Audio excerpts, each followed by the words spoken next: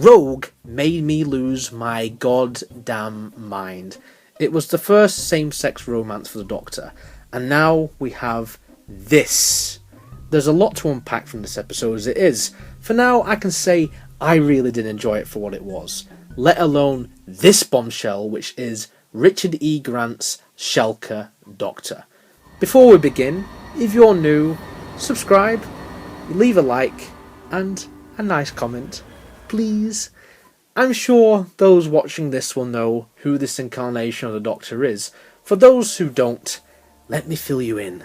He was the one who appeared in the 2003 animation Scream of the Shalka, written by my mate Paul Cornell, and he was voiced by Richard E. Grant. This is not the same version of the character seen in The Curse of Fatal Death, by the way. For many years, he was considered as non-canon. Initially, it seemed like this adventure was going to be a continuation of Doctor Who, following on from that Christmas movie. But then, with the announcement of its return with Christopher Eccleston, this quickly became a forgotten tale, which holds a legacy sort of akin to Shada!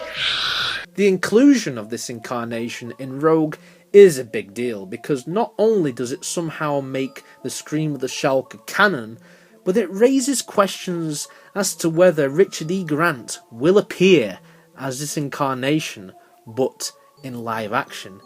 I mean, it wouldn't be the first time he's shown up as an alternative version of the title character in the TV show. His head was scanned for this one scene, which leads me to believe that this version of the Doctor will show up again in some way. How on earth all this happens is beyond me.